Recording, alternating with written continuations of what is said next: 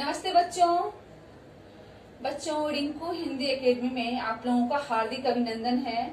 आज मैं आप लोगों के लिए टॉपिक लेके आई हूँ संज्ञा। क्या टॉपिक लेके आई हूँ? संज्ञा।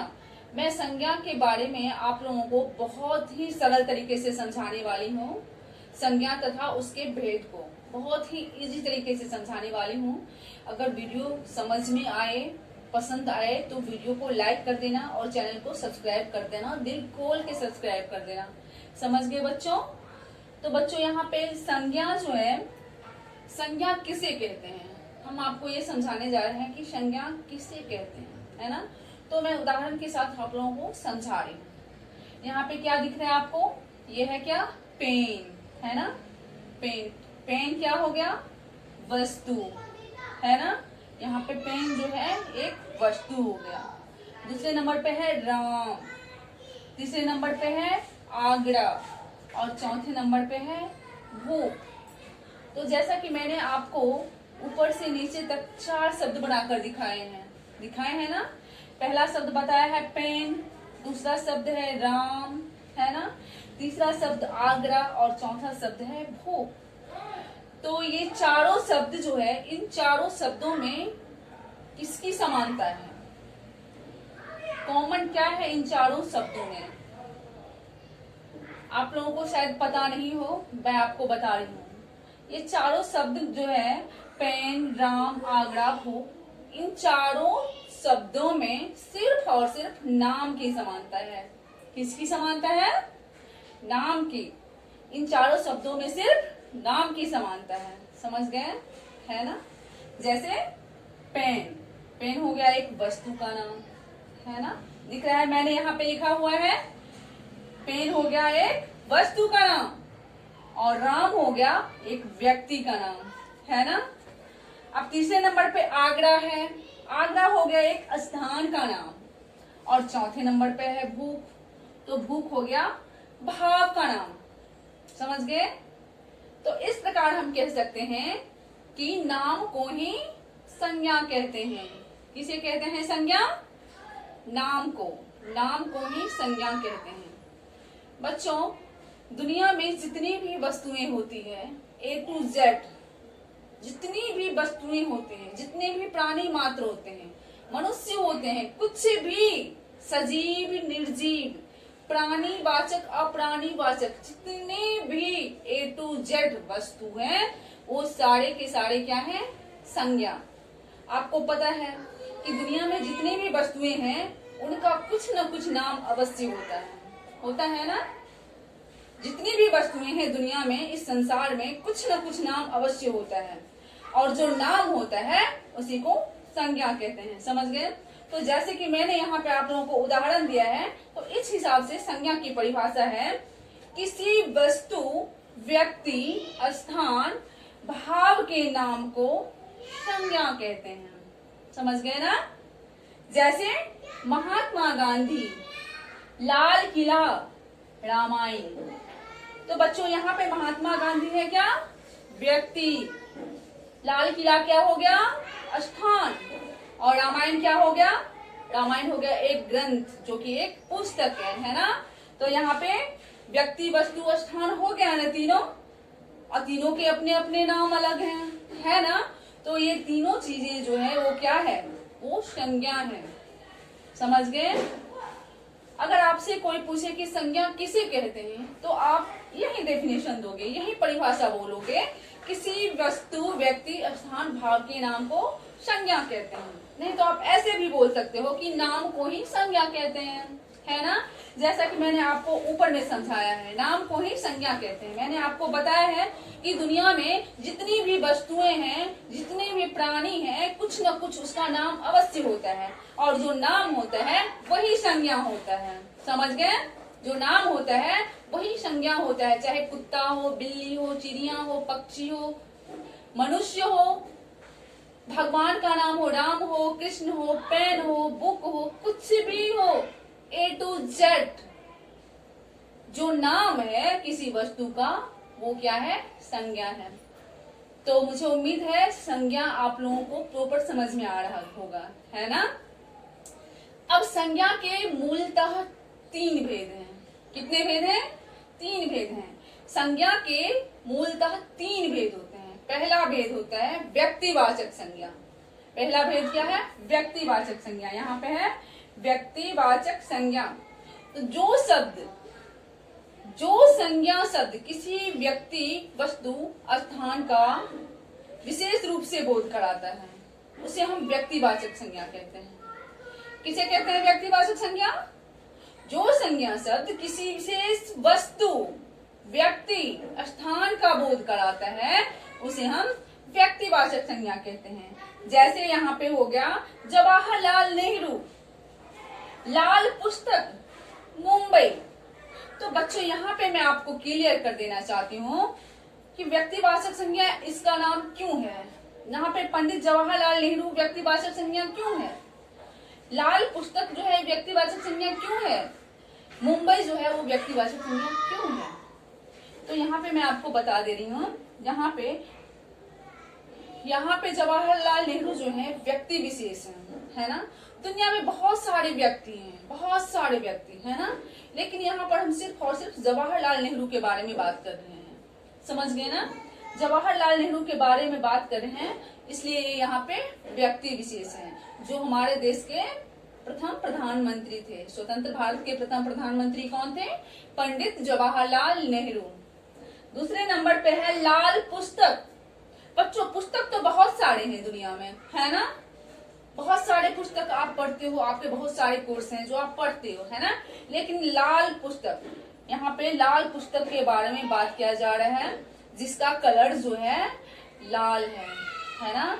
बहुत सारे पुस्तक रखा हुआ है, लेकिन लाल पुस्तक आपको लाना है तो आप विशेष रूप से उस पुस्तक को देखोगे जिसका कलर लाल है और उसी को ढूंढकर आप लाओगे। यानी कि यहाँ पे लाल पुस्तक जो है ये व्यक्ति विशेष है, इसलिए लाल पुस्तक यहाँ पे व्यक्तिवाचक संज्ञा बन जाती है। अब तीसरे नंबर पे है मुंबई। मुंबई क्या है? मुंबई स्थान है। बच्चों स्थान तो बहुत सारे हैं, है ना। दिल्ली, मुंबई, आगरा, बहुत सारे स्थान है ना। यहाँ पे मुंबई के बारे में बात किया जा रहा है जो फिल्म इंडस्ट्रीज एरिया है ना। फिल्म इंडस्ट्रीज एरिया मुख्यतः कहाँ पे है? मुंबई में। तो स्थान तो बहुत ज्यादा है, लेकिन हम यहाँ पे सिर्फ मुंबई का विशेष रूप से व्याख्या कर रहे हैं। किसकी व्याख्या कर रहे हैं? मुंबई की। मुंबई के बारे में हम यहाँ पे लिख रहे हैं कि फिल्म इंडस्ट्रीज मुंबई, फिल्मी नगरी मुंबई, जहाँ पे फिल्म बनाया जाता है। तो यहाँ पे सिर्फ मुंबई का नाम ले रहे हैं, तो ये क्या हो गया? व्यक्तिवाचक संज्ञा, है ना। तो इस प्रकार हम कह सकते हैं जो संज्ञा शब्द किसी वस्तु, व्यक्ति, स्थान विशेष का बोध कराता है, या फिर जो संज्ञा शब्द किसी विशेष वस्तु, व्यक्ति, स्थान का बोध कराता है उसे हम व्यक्तिवाचक संज्ञा कहते हैं। एग्जाम्पल तो दिया हुआ है ना। अब जैसे देखो यहाँ पे व्यक्तिवाचक संज्ञा ये क्यों बन गई है? इसलिए बन गई है क्योंकि हम विशेष रूप से किसी व्यक्ति का नाम ले रहे हैं। दुनिया में बहुत सारे मनुष्य हैं, है ना, लेकिन हम बोलेंगे जो मनुष्य जो है वो बुद्धिमान होता है ना। तो अगर हम बोलेंगे कि मनुष्य बुद्धिमान होता है तो संपूर्ण मनुष्य जाति हो जाता है, लेकिन हम वहीं पे बोलेंगे कि राम बहुत बुद्धिमान है ना। तो यहाँ पे हमने प्रॉपर विशेष रूप से राम का नाम लिया है, तो इसलिए राम जो है यहाँ पे व्यक्तिवाचक संज्ञा है। समझ गए? यहाँ पे हमने लाल पुस्तक का नाम लिया। पुस्तक तो बहुत सारे हैं जिससे हम ज्ञान अर्जन करते हैं, लेकिन हम यहाँ पे सिर्फ लाल पुस्तक के बारे में बात कर रहे हैं, इसीलिए पुस्तक जो है ये लाल पुस्तक यहाँ पे व्यक्तिवाचक संज्ञा बन गई है। जैसा कि मैंने बताया कि स्थान तो बहुत सारे हैं, लेकिन यहाँ पे फिल्म की नगरी मुंबई में मूल रूप से फिल्म की इंडस्ट्री एरिया जो है वो मुंबई है, इसलिए यहाँ पे मुंबई जो है विशेष स्थान है और ये व्यक्तिवाचक संज्ञा है। समझ गए? तो इस प्रकार हम कह सकते हैं कि ऐसे संज्ञा शब्द जो किसी विशेष व्यक्ति, वस्तु, स्थान का बोध कराता है, यानी कि हम किसी स्थान का नाम लेते हैं, किसी वस्तु का नाम लेते हैं या किसी आदमी का नाम लेते हैं तो वो व्यक्तिवाचक संज्ञा बन जाती है। अगर हम नाम लेकर किसी भी वस्तु, व्यक्ति, स्थान का बोध कराएंगे तो वो व्यक्तिवाचक संज्ञा ही बनेगी। अगर हम नाम नहीं लेंगे तब वो जातिवाचक संज्ञा बन जाती है, यानी कि संपूर्ण जाति का बोध कराती है। लेकिन यहाँ पर हम नाम ले रहे हैं, अगर किसी वस्तु, व्यक्ति, स्थान, किसी भी चीज का हम नाम लेकर जब हम बोल रहे हैं तब वो व्यक्तिवाचक संज्ञा बनेगी। हमेशा हर जगह व्यक्तिवाचक संज्ञा बनेगी अगर हम किसी का नाम लेकर पुकार रहे हैं तो। समझ गए? अब दूसरे नंबर पे है जातिवाचक संज्ञा, संज्ञा का जो दूसरा रूप है जातिवाचक संज्ञा। तो बच्चों यहाँ पे जातिवाचक संज्ञा जो है इसकी परिभाषा इस प्रकार है कि जो संज्ञा शब्द किसी वस्तु, व्यक्ति, स्थान की संपूर्ण जाति या वर्ग का बोध कराता है उसे हम जातिवाचक संज्ञा कहते हैं, है ना। किसका बोध कराता है? किसी वस्तु, व्यक्ति, स्थान की संपूर्ण जाति का बोध कराता है। जैसे कुत्ते भौंक रहे हैं, यहाँ पे कुत्ते भौंक रहे हैं का मतलब हुआ संपूर्ण कुत्ते जाति का बोध हो रहा है, प्रॉपर सारी कुत्ते जाति का बोध हो रहा है। हम कह रहे हैं कि सैनिक सीमा पर पहरा दे रहे हैं, तो सैनिक का नाम लेने से संपूर्ण सैनिक जाति का बोध हो जाता है ना।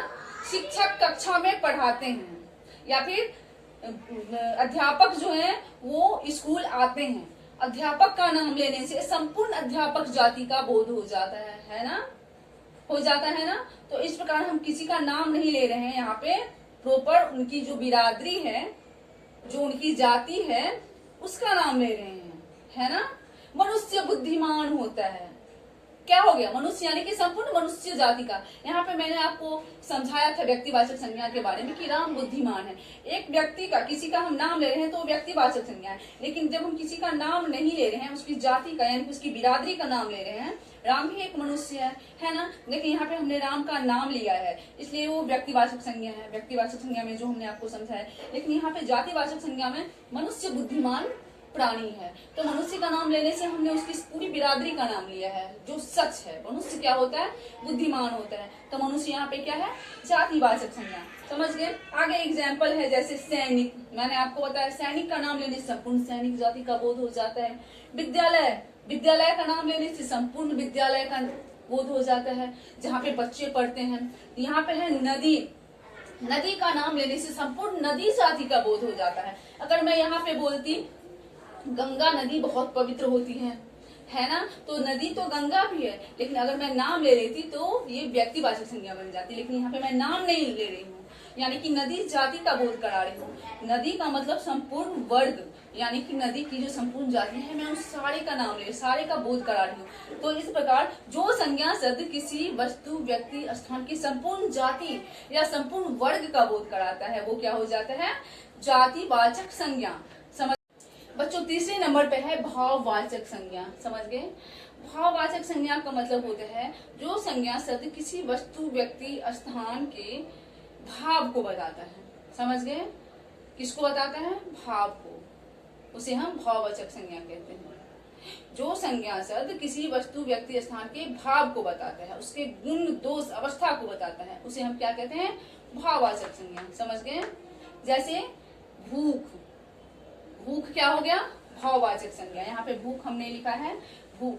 भाववाचक संज्ञा मूलतः होता है जो हम महसूस करते हैं।